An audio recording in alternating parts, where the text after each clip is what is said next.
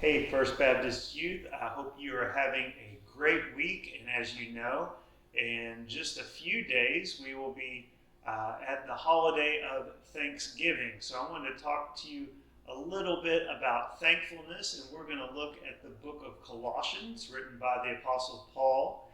And we are going to look at Colossians 3, verse 14 through 17. And Paul talks a little bit about thankfulness here.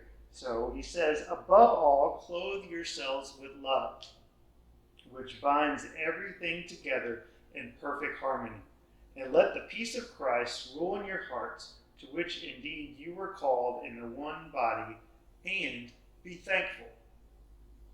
Let the word of Christ dwell in you richly, teach and admonish one another in all wisdom, and with gratitude in your hearts, sing psalms.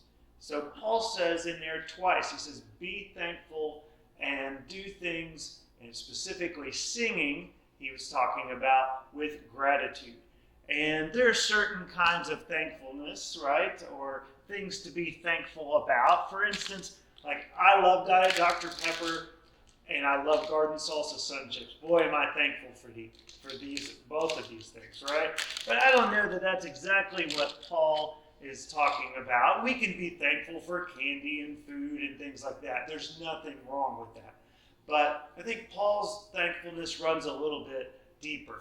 He is writing to early Christians, and life wasn't easy. Life was tough. Many Christians were being persecuted. Many Christians really had to try hard, to meet in secret, to do things for their faith, right? It was a different time than maybe we're used to. And right now, we're in a different time. Maybe in the midst of COVID and not being able to meet together like we normally do, not being able to hang out, it's made you a little more thankful for some things. I know it's made me more thankful for our church and the time that we have together, the time that we gather together. And I miss being with you all, the youth, and up in the youth room, and hanging out and teaching you and playing games. It's made me more thankful for some of the things that I miss. But Paul's clear here, things don't always have to go right or perfectly to be thankful. He wants us and advises us to be thankful even when things are tough or even when we have difficult times.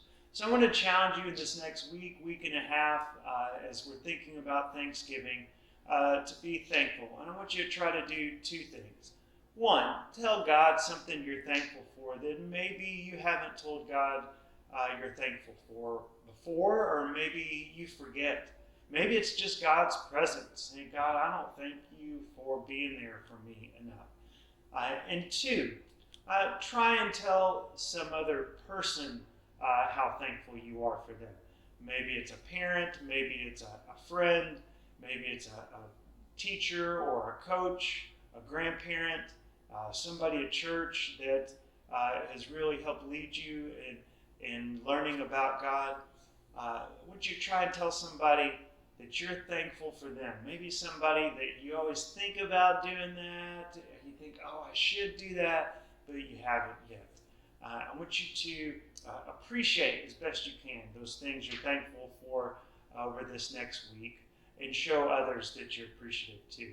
And I want to tell you as we close, I'm thankful for you wherever you are. Miss seeing you at church, but please know that I care about you and am praying for you always. Take care.